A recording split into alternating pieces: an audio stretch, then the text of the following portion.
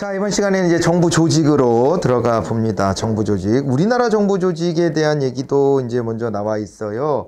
여기 복수차관 두고 있는 데가 어디냐, 뭐 이런 거는 매우 중요한 건 아닙니다. 매우 중요한 건 아닌데, 이게 문제에서 양념으로 이렇게 넣어가지고 또 이제 난이도를 좀 올릴 수는 있겠네요. 그죠? 그래서 대략적으로 감으로 익히시면 될 것 같은데, 일단은 하는 일이 겁나 많아 보이는 데들을 떠올려 보시면 돼요. 예. 떠올려 보시면 되고, 하는 일이 많다는 얘기는 또 이제 기능이 많으니까 이름도 길어. 대체로 이름도 좀 긴 경향이 있어요. 외교부 빼고. 외교부는 근데 전 세계를 커버해야 되잖아요. 그러니까 외교부는 하나 들어오는 거고요. 기재부는 들어오겠죠, 그죠? 기재부는 이번 대선 결과에 따라서는 조직이 두 개로 부족해질 수도 있어요. 다시 옛날에 우리가 왜 기재부가 저 3원 체제라 그래가지고 한국은행 별도로 놓고, 그 다음에 이게 국고 수지 총괄기관 따로 두고, 그리고 또 이제 예산기관 따로 두고 이렇게 했던 때가 있었죠. 이게 저 노무현 정부 때까지 그렇게 하다가, 그러다가 이명박 정부 들어서 요거 둘을 합친 겁니다. 그죠? 근데 이렇게 하다 보니까 좋은 점도 많아요. 좋은 점은 예산과 집행이 한꺼번에 이루어지는 거거든요. 그러니까 이게 더 체계적일 수 있는 거예요. 그런데 이제 문제는 힘이 너무 세죠. 힘이 너무 세지고, 민주주의의 핵심은 힘을 쪼개는 데 있어요. 항상. 그러니까 그게 힘을 쪼갠다는 것은 결국에는 효율성은 좀 더 거리가 멀어지는 거예요. 항상 이 딜레마에 있는 거거든요. 그래서 이제 효율성은 올라갔는데, 문제는 이제 이 기재부의 파워가 너무 막강하니까 이것에 대해서 좀 이제 대통령 말도 잘 안 들어먹는 경향이 있다. 이렇게 좀 판단을 하고 이거를 좀 분리시키는 게 맞겠다라고 하는 견해도 있죠. 원래 대통령제에서는요, 예산 기능을 대통령이 끼고 합니다. 원래는. 그게 이제 3원 체제예요. 근데 우리는 이제 그렇게 안 하고 2원 체제가 돼 있는 거죠. 그러니까 대통령의 권한은 좀 견제가 됐지만, 어떻게 보면 독자적으로 기재부의 힘이 굉장히 세져 있는 상태인데, 어쨌거나 저쨌거나 이렇게 국고수지 총괄 기능과 예산 기능을 다 같이 하고 있기 때문에 당연히 복수차관제 이렇게 되어 있는 겁니다. 그리고 과학기술정보통신부도 뭐 이름 봐, 이름. 과학기술에다 정보통신하고 이런 걸 다 합친 거잖아요, 지금. 그래가지고 여기도 이제 복수차관제가 되어 있고요. 그리고 이제 문체부도 그렇습니다. 문화, 체육, 관광 다 합쳐져 있잖아요, 지금. 문화와 체육과 관광이 합쳐져 있어요. 그 체육을 담당하는 차관이 있어요, 따로. 그래서 여기에 이제 복수차관을 하고 있고요. 그리고 이제 국토교통부 있잖아요. 국토교통부. 아까 제가 건설교통부라고 그랬나? 옛날 사람이라고 그래요, 옛날 사람. 이름이 자꾸 이렇게 바뀌어가지고. 그래서 저 국토교통부가 있는데, 국토교통부 같은 경우에 여기도 철도, 그 다음에 도로, 항만, 공항 다 관리합니다, 여기가. 그죠? 뭐 택지 개발 이런 것까지 다 하는 거 아니에요, 여기가? 부동산 관리까지. 여기가 하는 일이 어마어마하죠. 그죠? 우리나라 이제 인프라, SOC와 관련해서는 국토교통부가 다 맡아서 하는 거니까, 그러다 보니까 이게 여기도 복수차관제가 됩니다. 그리고 복수차관제가 하나가 더 늘었죠? 늘어난 데가 보건복지부. 요거는 이제 얼마 안 돼서 나올 가능성이 좀 있는 거예요. 그러면 높진 않은데 나올 가능성은 생긴 겁니다. 왜냐하면 변화가 있었으니까. 그래서 이제 보건복지부가 보건 분야 차관을 따로 두는 걸로 해서 복지 분야, 보건 분야를 이제 구분해서, 그죠? 구분해서 차관을 둘을 두기로 해서 하나가 더 늘었어요. 네, 하나가 더 늘었고요. 참고해서 보시고요. 거기만 복수차관이고 나머지는 다 단수차관이에요. 그러니까 우리가 이제 부총리급 부가 또 하나가 있잖아요. 기재부 말고도. 교육부입니다. 교육부. 교육부예요. 교육은 생각하기에 따라서는 제일 근본적인 거거든요. 그런 거잖아요. 가장 근본적인 거예요. 근본적인 거. 그런데 아무튼 그래서 부총리로 두고 있는데, 지금은 그거보단 복지부가 더 우선돼야 되지 않나 싶기도 한 느낌도 있으나, 어쨌건 우리는 교육부를 하고 있는데, 그런데 그 교육부에는 차관이 한 명밖에 없어요. 교육이라고 하는 게 일원화돼 있고, 그 다음에 또 저 지방의 교육청들이 다 나눠져 있고 하다 보니까 굳이 2명 둘 필요는 없는 것 같아요. 그죠? 하는 일에 비했을 때는 행안부가 차관이 한 명밖에 없는 게, 그죠? 행정 분야 관리도 해야 되고 안전 분야도 있고, 그런데도 여기는 이제 단수 차관이에요. 그렇고 이렇게 한 번만 잘 생각해 놓으면은 외울 필요도 없어요. 한 번만 잘 한번 생각해 놓으면은 딱딱 떠오르게 되어 있습니다. 그죠? 나머지들은 다 단수 차관입니다. 그렇게 보시고, 행안부 장관은 중장기 국가발전 전략을 수립하고 공공기관 관리 등을 위한 사무를 관장한다 그랬는데, 이건 기재부 장관이 해야 될 일입니다. 기재부 장관이 돈 문제 관련해서 다 총괄하지 않습니까? 그렇기 때문에 공공기관 같은 거에 지정과 그 다음에 경영 성과 관리 같은 것들을 다 하는 거고요. 그 다음에 또 이제 국가의 중장기 전략이라고 하는 게 다 경제 문제가 가장 근본이잖아요. 그러다 보니까 또 그리고 다른 사업이라 손 치더라도 그런 것도 복지랑 맞물려 있는 거가 맞지 않습니까? 복지래 저기 이제 돈 문제하고 맞물려 있는 게 맞지 않습니까? 우리가 뭐 문화 강국으로 가겠다, 뭐 K컬처를 더 뭐 확산시키겠다. 그럴 때에도 돈 얼마나 배정할 거야? 이거랑 되게 관련이 깊어요. 돈을 얼마를 줄 건데 거기다 몇 프로 줄 건데 이거예요, 그죠? 지금이나 되니까 문화체육관광부가 위상이 좀 높아지고 공무원들도 다 거기 가려고 그러고 그러는 거지. 여러분 저기 지금 저 국정원장 하시는 양반이 있어. 연세 되게 많은 분. 그분이 그 DJ 핵심 측근 한 분이었는데 DJ 정부 시절에 그때 문체부 장관을 했어요. 근데 그때 나온 기사가 제가 잊지 못하는 게 있어. 그 양반이 실세로 문체부 장관이 되니까 그러니까 그때 저 전체 예산에 얼마가 됐다, 몇 퍼센트를 차지했다 그랬나 그런 기사가 있었어요. 한 자리 숫자예요. 한 자리 숫자. 그게 90년대 말, 2000년대 초 그때 얘기예요. 근데 지금은 이제 그 이후에 위상이 굉장히 커진 거죠. 예산이 많이 가는 부가 힘이 센 부예요. 예산이 많이 가는 부가. 근데 이제 우리가 그때까지만 해도 경제 성장률 올리는 것밖에는 관심이 별로 없다가 지금은 이제 소프트 파워에 대한 관심이 굉장히 커져 있는 상태고 또 그게 잘 먹혀들기도 하고 지금 그게 하나의 수출 포인트가 되기도 하고 그래서 이쪽에 대한 예산 많이 주고 있죠. 그러니까 힘도 세지고 그런데도 다루는 게 또 말랑말랑 하니까 겉으로 그렇게 보이니까 이제 그쪽으로 지원을 많이 하는 거지. 다 합격하면 거의 뭐 1순위로 다 문체부 간다고 이렇게 거의 선택한다잖아요 지금은. 예. 여러분들도 국가직 붙으면 일반행정직 붙으면 문체부 막 피 터지게 막 거의 경쟁하는 걸 목격하시게 될 거예요. 이제 그런 식으로 지금 보면은요, 예, 이렇게 하는 일이 이제 많이 있고 그렇죠. 예, 그런 데인데 아무튼 간에 저 다시 한번요. 근데 이런데 문체부의 역할을 확대하고 싶어도 기재부가 돈을 틀어쥐고 예산 편성 같은 거 할 때 거기다 돈 안 주고 그러면은요, 그러면 말짱 꽝이에요. 그죠? 그래서 그런 느낌으로 국가발전 전략 수립은 기재부가 하는구나. 기재부가 해야 되겠구나. 이렇게 딱 한번 또 잘 생각해 놓으면 외울 필요가 없어. 외울 필요가 없어. 당연한 게 되는 거예요. 그럼 행안부는 뭘 하냐? 행안부는요, 행정부처들의 효율적 관리. 이런 게 기본이에요. 여기가. 그죠?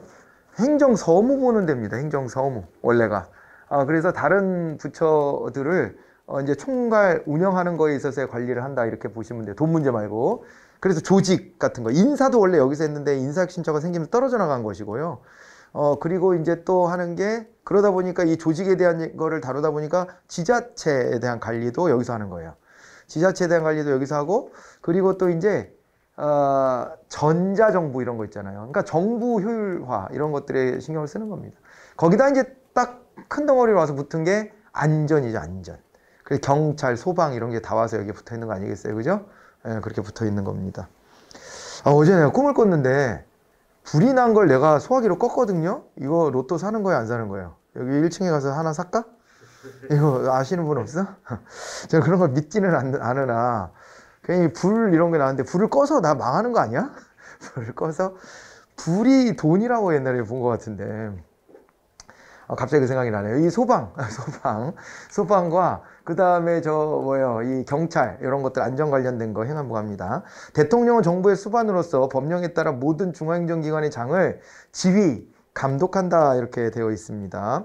대통령은 정부의 수반이죠. 네, 법령에 따라서 모든 중앙행정기관의 장을 지휘 감독하죠. 이게요, 대통령은 두 가지 지위가 있어요. 하나는 국가 원수로서의 지위가 있고 하나는 행정 수반으로서의 지위가 있습니다. 그래서 이게 뭐 정치적인 접근을 하면 대통령이 하는 일 중에 이거는 행정 수반으로서의 일이냐 국가 원수로서의 일이냐 이런 걸 물어보기도 해요. 우리 시험에서는 그런 게 나온 적은 없으니까 그런 것까지 나눌 건 없는데 우리는 이제 여기에 더 국한에서 보는 거죠. 국가 원수로서의 일 말고 행정수반으로서의 업무가 뭐냐 이런 건데, 행정각부를 전체적으로 다 지휘하는 것이 바로 이제 대통령의 역할이고요. 공무원에 대한 임면권을 가지고 있는 것도 같이 보셔야 돼요. 공무원에 대한 임면권. 5급 이상의 국가 공무원은 대통령이 임명하게 되어 있습니다. 근데 그 많은 사람을 어떻게 직접 다 알고 챙기겠습니까? 그거야. 그런데 최종 결재자가 대통령이에요. 그런 식으로 해가지고 요게 이제 행정부 관료에 대해서 임면권을 행사하는데요. 면직도 가능하다는 얘기입니다. 이 얘기는. 임명과 면직의 차이, 임명과 면직이 가능할 때 임면이라는 표현을 쓰고요. 그냥 임명권 이렇게 나와 있으면 대통령이 못 자른다는 얘기예요. 그거는. 자를 수는 없다는 거. 그러니까 직권면직 같은 거 못 시킨다는 얘기입니다. 예전에 그런 거 있었어. 그 이명박 정부 된 다음에 그 전에 노무현 정부 때 KBS 사장 임명해 놓은 사람이 있는데 마음에 안 드는 거야.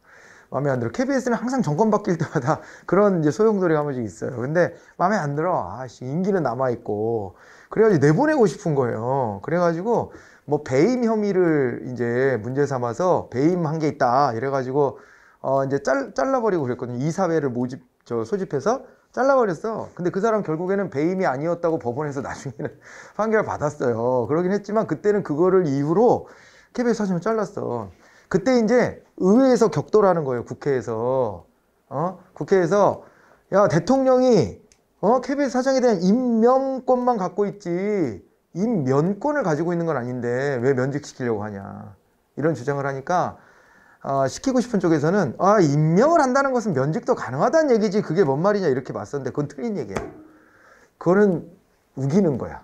우기는 거. 그러면 우리 법적으로 용어에서 임명권과 임면권을 따로 쓸 이유가 없는 거잖아요. 임면권이란 말이 있으면 안 되는 거잖아. 그러면.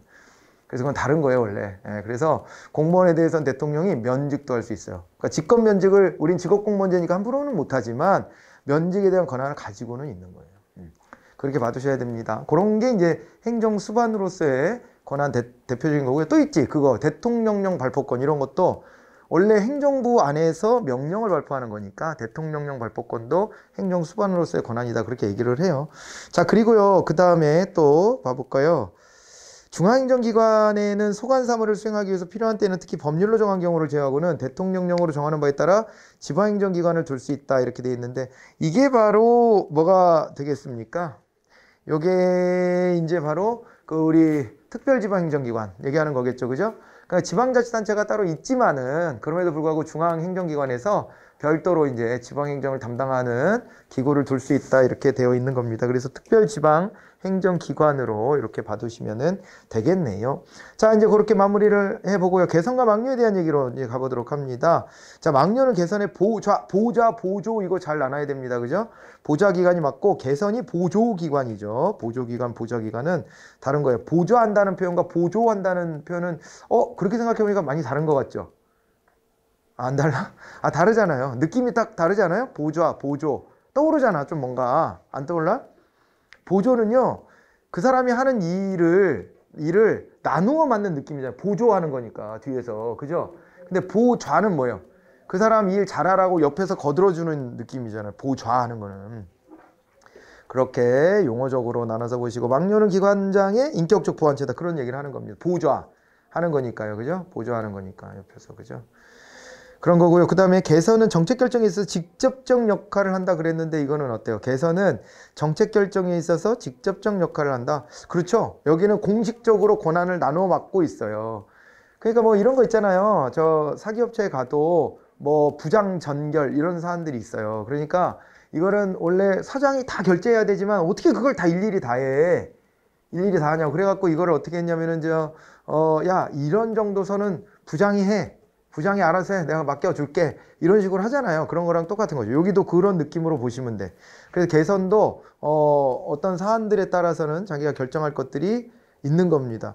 그러니까요. 우리 법령을 잘 보면은 어떤 거는 대통령이 정하지만 어떤 거는 장관이 정하고 세부적으로 가면 갈수록 그래요. 그리고 장관이 정하도록 돼 있는 것 중에서도 일부는 무슨 그 본부가 있는 데 있잖아요. 예를 들면은 우정사업본부가 있어. 그러면은요.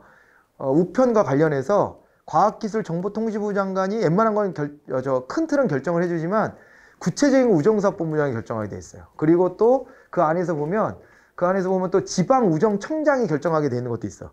그러니까 그런 식으로 세부적으로 점점점 결정 권한이 내려와요, 이렇게. 그러니까 이런 것처럼 다른 조직도 마찬가지입니다, 다. 그죠? 그걸 다 윗선에서 다 결정 못 합니다. 세부적인 것들은 내려와서 실무를 보는 사람들 선에서 결정해야 될 것들이 있는 거예요. 그걸 나눠 맡고 있는 거예요, 그렇게. 그 얘기를 하는 겁니다, 3번이. 4번, 개선은 의사결정의 전문화 합리화에 도움을 준다 그랬는데, 개선. 의사결정의 전문화 합리화에 도움을 주는 것은 막료가 보통 그렇고요. 개선은 직접 그 라인에 들어와 있는 거고요. 그러니까 막료는 옆에서 정보를 수집해다가 정보를 제공해주고, 조언해주고, 혁신 방안 제시하고, 이런 거 하는 거예요, 그죠? 그런 역할을 주로 담당하는 겁니다.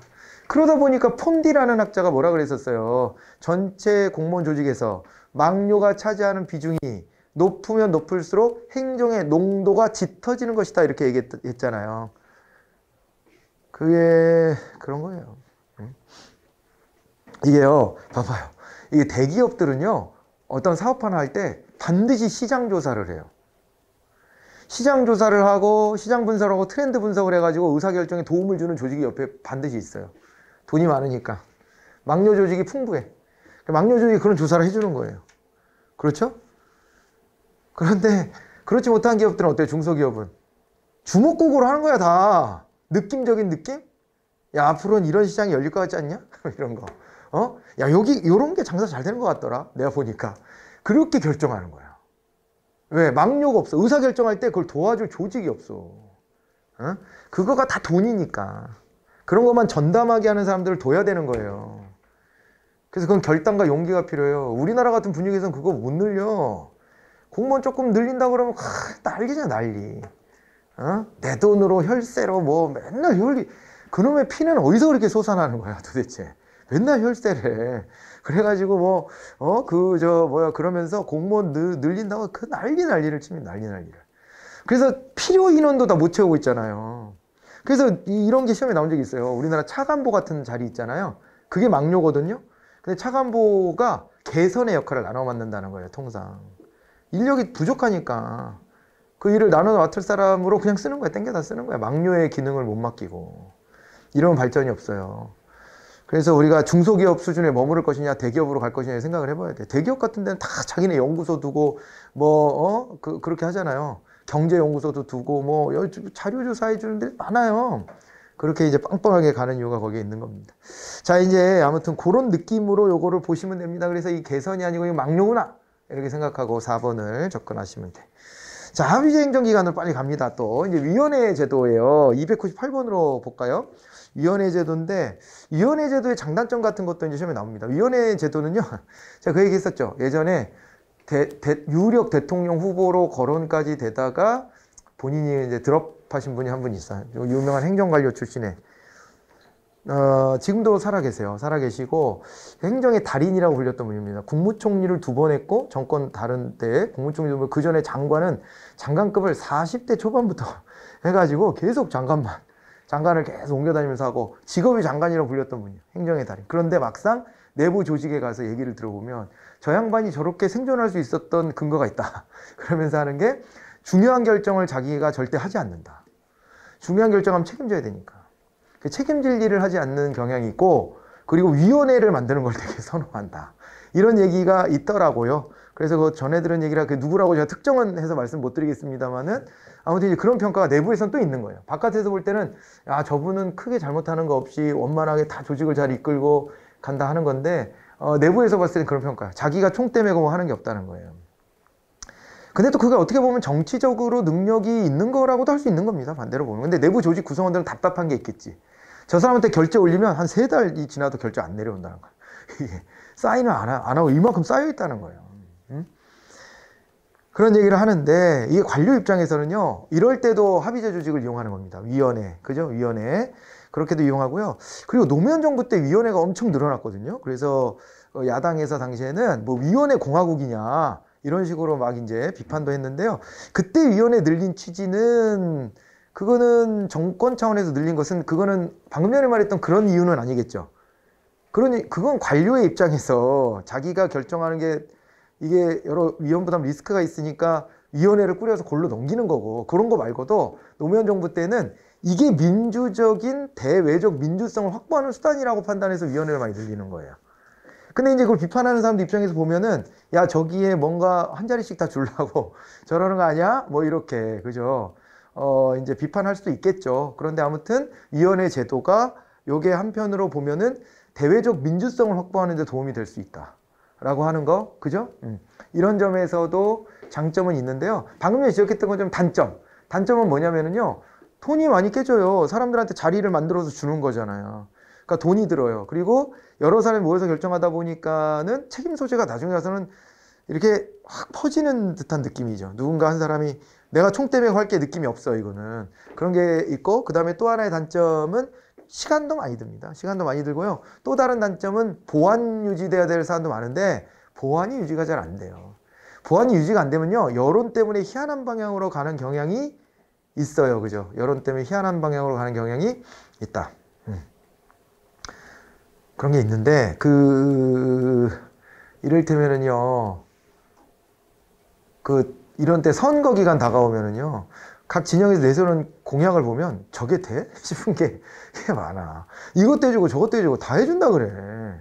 다 해준다 그러는데 그게 되겠나? 되겠나? 싶은 것들이 많이 올라오지 않습니까? 그게 여론에 휘둘려서 그러는 거예요.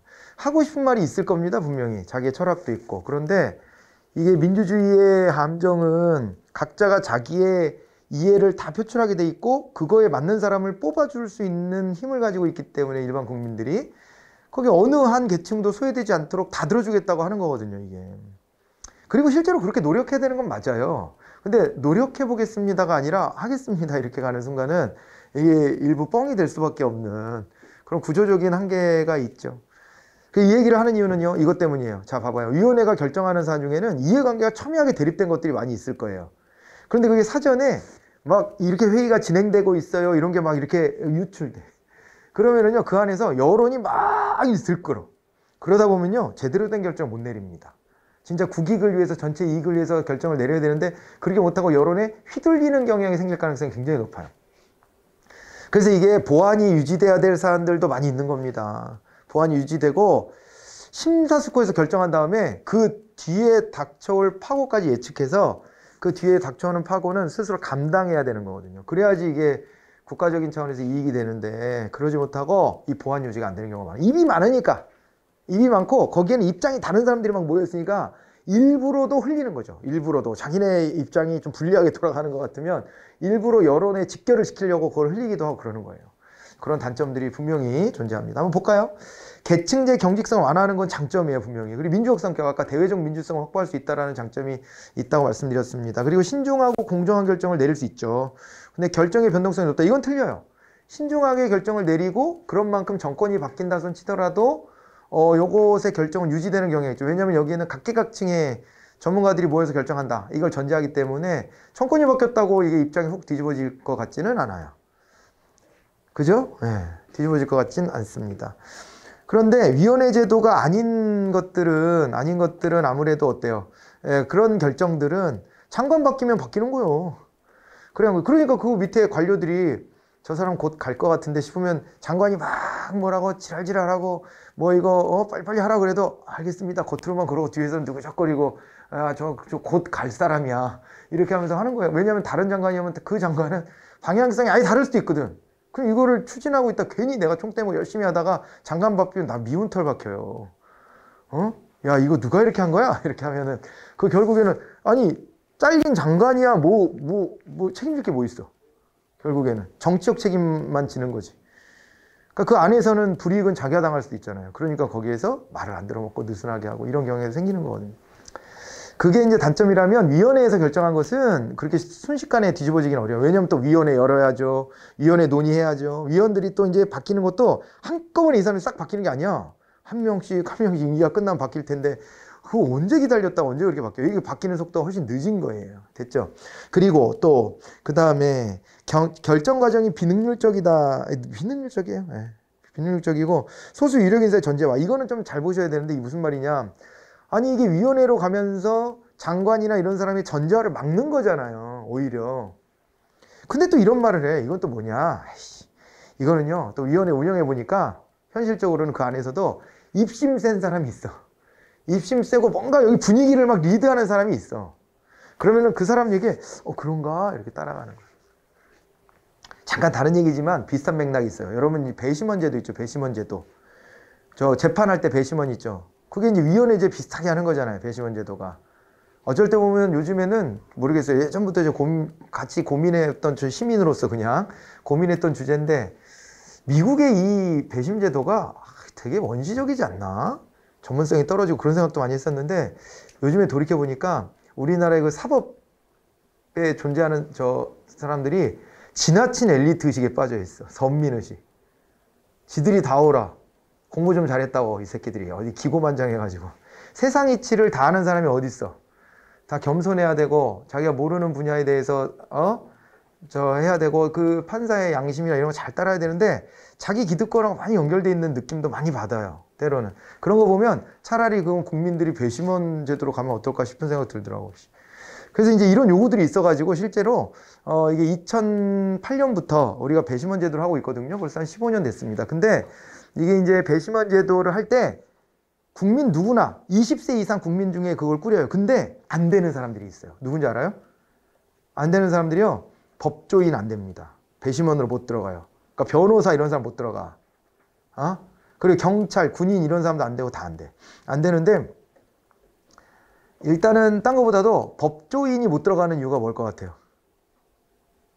법조인이나 경찰이 들어가 봐. 그러면은 그게 범죄 사건과 관련해서 배심원단이 논의할 때 제가 변호사 20년 한 사람입니다.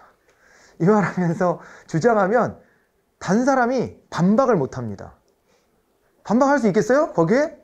평소 생각은 그게 아니었지만 저 사람이 자기의 권위로 누르는 거잖아. 그 직업적 권위로, 전문성으로.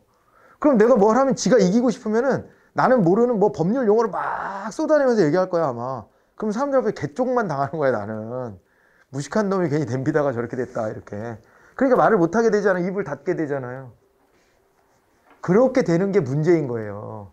그렇게 되는 걸 방지해야 돼서 법조인 출신이나 경찰이나 이런 사람 못 들어오게 하는 겁니다. 그 안에. 들어오면은 그 사람은 좀 다른 각도의, 다른 차원의, 계통이 있는 사람이 온 거야. 그러니까 아마추어들 모아놓고 아마추어들의 정서를 반영하고 싶은 건데 거기에 프로 선수가 하나가 들어온 거지. 우리끼리 동네 축구하고 있는데 거기에 손흥민이 껴가지고 공을 다 점유하는 거야, 이게. 혼자 골 넣고. 그렇게 되면은 이 게임이 제대로 국민의 의사를 다 공정하게 반영할 수 없게 되기 때문에, 그러기 때문에 그걸 배제하는 겁니다. 그 얘기 해주니까 여기 이해했다고 그죠? 예, 그 소수 인사의 전제화가 있을 가능성이 있어서 그건 경계해야 된다는 거예요, 이거는. 자, 그리고요, 행정위원회는 법적 구속력을 갖는 결정권을 갖고 결정사항에 대해서 강제력도 갖는 게 행정위원회입니다. 우리 행정위원회다 그랬을 때는 어떤 것들이었어요? 행정위원회다 그러면 우리 저 정부 조직도에 나오는 그 위원회들 있잖아요. 그런데도 행정위원회 성격을 갖는 거예요. 그죠? 좀 애매한 데가 이 국민권익위원회? 국민권익위원회 같은 경우에는요, 고충 민원이 들어오면 그 문제를 해결하는데 그럴 때 권고하는 거죠, 원래. 옴부즈만, 권고만 하잖아요. 그래서, 권고만 하면은 강제 집행이 안 되는 거 아니야? 싶기도 하지만은 여기가 하는 기능이 그거 말고도 중앙행정심판위원회로서의 기능도 가지고 있고 부패 방지의 기능도 가지고 있고 해서 대체적으로 전반적으로는 여기도 결정하면 다 강제적으로 따르고요. 그리고 옴부즈만으로서 권고만 하는 것이 아까 그 부분에 있어서도 권고하고 멈추는 건 맞지만 대체로 다 그 권위를 좀 존중하는 경향도 또 있기도 해요. 아무튼 그래서 전체적으로는 그것도 행정위원회로 봅니다. 그리고 또 이제 우리 저 시험에 많이 나오는 것은 소청심사위원회. 여기에 이제 행정위원회라는 게 거기 시험에 많이 나오죠, 그죠? 소청심사위원회가 결정하면 이것은 강제력을 갖잖아요. 기속력을 갖는다. 그렇게 얘기했던 거 떠올려 보시면 됩니다. 2번이 답이었습니다. 이 정도면 된 것 같고, 요거 지나가도 되겠죠? 이제 그렇게 하면. 그렇게 되고요. 300번 같은 거에서 주의하셔야 될 거는 딴 거보다도 3번에 나와 있는 거 그 외부 전문가만으로 구성한다. 이건 틀린 거예요. 내부에 실제 집행하는 사람들도 들어가고 외부 전문가도 끼고 이렇게 하는 거지 외부 전문가만으로 꼭 구성해야 되는 것은 아니다. 책임운영기관으로 갑니다. 이제. 자, 여기 뭐 판서 다 생략하고 쭉쭉 빨리 가도 괜찮겠죠? 이렇게. 예. 머릿속으로만 잘 그려보세요. 여러 번 반복했던 내용들입니다. 책임운영기관은 지금까지 다룬 내용들보다는 시험에 나오는 빈도가 더 높아요. 그죠? 책임운영기관은. 특히 뭐 이제 거기서부터 시작합니다. 이 편지는 뭐 어디서 시작해? 이런 것처럼. 이것도 책임운영기관은 1988년, 대처 총리 시절 영국에서 넥스트 스텝스 행정개혁의 일환으로 도입되었으며, 뭐 이렇게 시작되는 거예요. 그죠? 책임운영기관이라고 하는 게. 그렇게 되고요. 우리나라는 이제 김대중 정부 때 책임운영기관이 이제 도입이 됐죠. 그죠? 예, 그래서 이제 유지가 되고 있고, 지금 현재는 소속 책임운영기관과 중앙책임운영기관이 있는데, 중앙책임운영기관은 청 단위로만 지정하게 돼 있고, 그 청 단위 중에서 중앙책임운영기관으로 지정된 데는 특허청만 있다. 이런 거는 잘 기억해 놓으시면 됩니다. 그렇게 되고, 그 다음에 소속 책임운영기관들의 성격들을 나눠보면은 이제 거기 보면 교육훈련용도 있고, 그죠? 예, 조사연구용도 있고, 시설관리용도 있고, 의료용도 있고, 그 다음에 또 뭐 다 얘기했나? 뭐 얘기 안 해서 문화용도 있고, 뭐 이렇지 않습니까? 예, 그리고 나머지 기타 유형 이렇게 나눠집니다. 그런 거 나눠지는 것도 한번 떠올려 보시고요. 그렇게 하시면 되고, 책임운영기관은 본질적으로는 원래 뭘 해야 돼요? 여기가 독립채산제하는 겁니다. 독자적으로 빨대 꼽아서 세금의 일부를 가져오고, 그걸 가지고 자기네가 집행하고 그거에 대한 성과 책임을 지는 거예요. 그죠? 그렇게 하는 것인데, 그래서 이제 이게 우리식으로 말하자면 다 특별회계로 관리돼야 되는 것, 이렇게 돼야 되는 건데, 그런데 모든 기관이 다 그렇게는 못해요. 그렇게는 못하고, 일부 특별회계로 지정되어 있는 기관만 있는데 그 종류를 우리가 궁금해할 필요는 별로 없어요. 그렇게까지는 안 나오고, 특별회계 기관으로 지정된 데들이 있습니다. 책임운영기관 중에. 걔네들은요, 정부기업예산법에 적용을 받는다. 이건 시험에 나온 적이 있어요. 정부기업예산법이라는 게 있죠. 정부기업이 뭐 말하냐면 정부부처형 공기업. 그래서 거기 네 가지를 얘기했었어요. 네 가지. 네 가지를 얘기했는데요. 우체국 우편, 그리고 우체국 예금, 그리고 또 뭐가 있냐면은 양곡관리사업, 그리고 또 하나가 이제 저거죠. 그 조달사업. 이렇게 네 가지입니다. 요것만 정부기업으로 보는 거예요. 네 개만. 네 개만. 근데 책임운영기관, 특별회계 기관들의 경우에는 이 네 개의 기관, 네 개의 이 특별회계처럼 별도로 이게 정부 기업 예산이라고 해서 요 법에 포함시켜서 거기 기준을 따르게 하는 거예요. 마치 정부 기업처럼. 알겠죠? 네, 그런 게 이제 어렵게 출제될 때 거기까지 이제 나온 적이 있으니까 알아두시고요.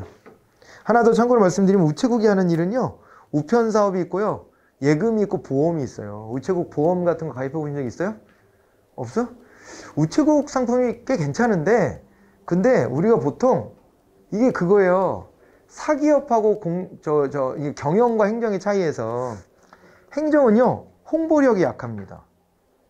홍보력이 약해요. 민간기업은요, 광고에다 물량 공세를 쏟아붓잖아요. 근데 공적 영역에 있는 데들은 그렇게 못해요. 그래서 이게 상품이 좋은 게 설계가 돼 있어도 잘 몰라, 우리가. 거기서 그런 걸 하는지도 잘 모르고, 잘 접근도 잘 안 되고, 이렇게 됩니다. 야, 보험가입은 삼성생명으로 가야 되는 거 아니야? 이렇게 생각하기가 쉽지. 그러지 않아요? 이름빨도 있고 그러니까. 그렇게 되기가 쉬운데, 우체국은 서민금융을 위해 가지고 하는 거거든요. 이게 하는데, 좋은 상품들이 많은데 잘 몰라서 그렇긴 한데, 어쨌건 그 세 가지 업을 해요. 세 가지 업을 하는데, 방금 전에 이걸요, 정부기업이라고 할 때는 우체국 우편하고 예금만 얘기해요. 보험은 뭐냐? 보험은 우체국보험 특별회계법이 따로 있어요. 이건 또 그래가지고 독특한 지위를 갖습니다. 보험은 또 그렇게 되고요. 아무튼 그건 참고로 거기까지 우리 시험에 나온 적은 없는데, 그거는 참고로 말씀드렸어요. 그게 하나가 빠져 있어가지고 이상하니까 우체국에서 하는 일 중에 하나만 빠져 있거든요. 그래서 그건 참고로 말씀드린 거고, 그거 이외에 책임운영기관, 특별회계기관들, 거기에 이제 정부기업 예산법에 적용받는다는 거고 알아두시면 됩니다. 자, 이제 이런 게 있고요. 그리고 또 하나 이거 시험 나오는 포인트가 이게 있죠. 이게요, 공기업화가 가능한 조직을 책임운영기관으로 지정한다. 이렇게 나오면 오해요, X예요. X입니다. 책임운영기관은요, 기본적으로 민영화가 안 되는 영역, 공기업화도 좀 어려운 영역, 이런 데서 하는 거예요. 그래서 정부 조직인데 따로 집행 기능을 떼어내가지고 니네들 선거 책임 물을 테니까 잘해봐, 이렇게 맡기는 거예요. 그래서 여기는 구성원들이 전부 다 공무원이라 그랬고, 기관장만 임기제 공무원으로 해서 임기가 끝난 다음에 연임을 시킬지 말지를 결정하는 식으로 책임을 묻는다 그랬고요. 그리고 이렇게 성과 책임을 물으려면 사업의 영역이 질적인 평가가 우선돼야 돼요? 양적인 평가가 우선돼야 돼요? 그렇죠. 양적인 평가가 가능한 그 사업 영역이어야 이 평가가 되는 거예요. 그러지 않아요? 양적인 평가가 돼. 질적인 평가는요, 주장하기에 따라 다른 거예요. 생각하기에 따라 다른 것이고. 그렇지 않습니까? 질적인 평가야? 그런 거잖아요. 응? 예를 들어 문재인 정부가 외교 정책을 잘했습니까? 못했습니까? 혹은 남북 관계를 잘했어요? 못했어요? 이거 말하는 사람마다 다 달라요. 어떤 사람은 남북 간에 이렇게 정상이 여러 차례 수시로 만나갖고 얘기도 하고 미국 대통령까지 데리고 와갖고 이렇게 만나게 하고 이런 것들 잘하지 않았냐? 이렇게 평가하는 사람도 있지만 어떤 사람은 야 결국엔 그래가지고 된 게 뭐야? 이런 사람도 있고 그죠? 된 게 뭐야? 야 김정은이 위상만 올려줬지? 이렇게 말하는 사람도 있어요. 심지어는 그렇게 아주 비판하는 사람도 있고요. 그러니까 이게 질적인 측면으로 간 평가는 이건 다 자기 진짜 주관적인 기준이 반영되는 거예요. 그래요, 안 그래요? 그렇게 됩니다. 이게 객관화되려면 시간이 지나야 돼. 시간이 지나서 그 역사적으로 좀 이렇게 정리가 돼야 되는 거고 그 당대에 보면은요, 이건 논쟁거리입니다. 저는 그렇게 생각하는데 세종대왕도 당시에는 비난을 엄청 받았을 거예요. 세종대왕 일 못한다고 욕먹고 막 그랬을 거예요. 왜냐면 거기 있는 모든 사람이 다 물질적으로 풍요롭게 살거나 아무런 근심 없이 살지 않았을 거고요. 그 당시에 사회 문제가 없지 않았을 것이기 때문에. 그리고 저 공부할 때도 나오잖아요. 세종대왕이 뭐 저기 사군 육진 개척하고 거기에 사람들 이사시키고 막 그런 거 하고 막 화폐 유통시키려고 하고 이러다가 욕 뒤지게 먹었다고 그 역사에도 나와요. 지나야지 이게 정리가 되고 항상 그래. 욕을 먹을 일인지 아니면 잘한 일인지는. 근데 이제 당대에는 아무튼 자기 이해관계도 얽혔고 그러니까 이게 주관적 평가가 이루어지는 겁니다. 그래서 책임운영기관 같은 데다 일을 맡겼어. 그리고 그거를 질적으로 평가받을 일이야. 그러면 그거는요 평가를 못합니다. 그거는요 보기 나름이라 어느 면에서 보느냐에 따라 다 다르기 때문에 좀 시간이 지난 다음에 나중에 떨어져서 보면 좀 보일 수 있어도 그때는 안 보여. 그런 건 그래서 책임운영기관의 책임으로 못 물어요. 그래서 양적 책임을 묻는 겁니다. 양적 책임. 그런 영역을 책임운영기관이 나누는데 영국은요 그 당시에 한참 할 때 보니까 90년대에 거의 뭐 공무원 조직의 70%에 해당되는 인원이 책임운영기관 소속으로 가 있을 정도로 그 정도로 열심히 한 거야. 이걸 최대한 열심히 양적인 이 기준을 막 만들어내면서 책임운영기관을 다 했던 거죠. 그래서 영국을 대표적인 국가로 꼽고 있습니다. 자, 그런 정도 시험에 나오는 게. 자, 한번 볼까요? 기관장의 책임하에 기관 운영의 독립성과 자율성이 보장됩니다. 대신에 자율성을 줘야지 나중에 책임도 물을 수 있는 거예요.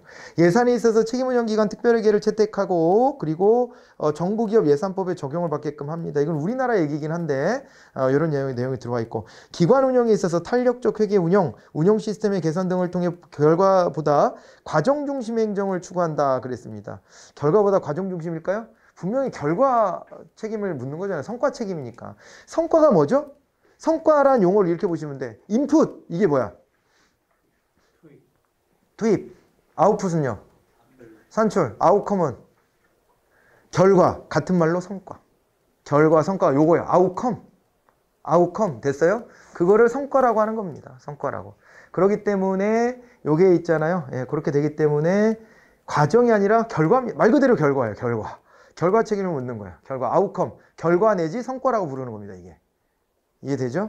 자, 그리고 시장 경쟁의 원리 도입을 통해 행정 서비스의 질 개선 및 결과에 대한 책임을 강화하고자 하는 신자유주의적인 개혁입니다. 이게. 그러니까 NPM식 개혁이죠. NPM식 개혁이다. 이렇게 봐두시면 됩니다. 근데 너무 저렇게 양쪽으로만 가면 분명히 부작용이 있어요. 그죠? 양적인 성과에만 매달리기 때문에요. 건수 이런 거에 매달리지. 양적인 평가를 하면 이런 문제가 생겨요. 저 그 얘기 했었나? 그 얘기 여기서 했나 안 했나? 우리가 같이 했나 안 했나 모르겠네. 예전에요. 양천경찰서에 경찰들이요. 대거 구속된 사례가 있어요. 이 얘기 했었나요? 그런 적이 있었는데요. 2000년대에 넘어와서 경찰청장이 그런 걸 한 적이 있어요. 니네 검거율로 평가하겠다. 그런 적이 있습니다. 검거율 건수로.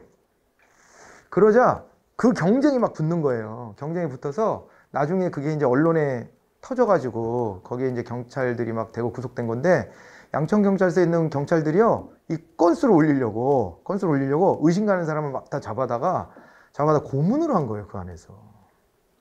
그 진짜 영화처럼 했더라고요. 여기 CCTV가 있잖아. CCTV가 있으니까 그걸 가려. 흐리게 나오게 하거나 가리게 요 밑에 가서 사람들을 고문하고 괴롭히고 그런 거예요.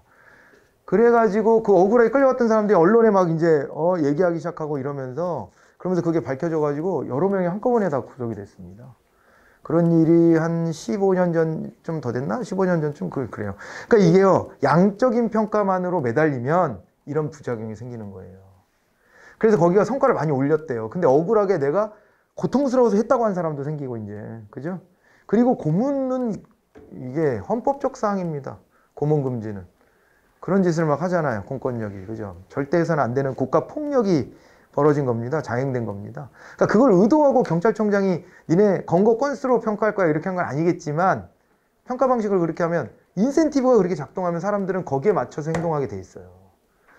이런 부작용이 날 수도 있는 게 책임 운영 기관의 한계, 단점 뭐 이런 게 될 수가 있겠죠. 자, 이제 그러면서 볼까요? 그렇게 이제 얘기했고, 303번은 그냥 지나가고요. 304번에 우리나라 중앙 책임 운영에 해당되는 거 나왔잖아요. 특허청. 그죠? 간단히 보고 가시면 됩니다. 특허청만 있습니다. 그게. 그리고 이제 공공기관으로 가봅니다. 305번으로 한번 가볼게요. 이 공공기관은 우리가 뭐 이제 공기업하고, 그 다음에, 또 뭐 있어요? 또 그 다음에 준정부기관이 있고, 기타 공공기관이 있고 이렇게 나눠집니다. 공공기관이라는 법마다 다 규정은 돼 있는데, 여기서 말하는 공공기관은 공공기관 운영에 관한 법률상의 공공기관, 즉 기재부 장관이 1월 말까지 지정고시하는 공공기관을 말하고자 함이죠. 그죠? 네, 그렇게 되는데 여기에서 한 문제만 딱 풀고 마무리합시다, 이번 시간. 자, 305번만 한번 풀어볼까요? 공공기관 운영에 관한 법률 정하는 공공기관에 관련 내용 중에 1번 국무총리가, 이거 틀렸네, 그죠? 지정한다. 이거 틀렸는데 기재부 장관이 지정하죠, 그죠? 기재부 장관이 지정합니다. 그래서 이거 틀렸고, 자산 규모가 2조 원 이상이고 자체 수입액이 대통령이 정하는 기준 85% 이상인 공기업을 준시장형 공기업으로 지정한다. 이것도 틀렸네요, 그죠? 이것도 틀렸는데 시장형 공기업이죠? 요 요건이 다 충족되면 시장형 공기업이고, 준시장형 공기업은 공기업으로 지정하고 싶은데 그것이 시장형 공기업의 기준을 모두 다 충족하지 못할 때에는 준시장형 공기업으로 이렇게 갑니다. 그리고 농산물유통공사, 한국소비자원, 국민연금공단, 한국농어촌공사 등은 위탁집행 준정부기관이다.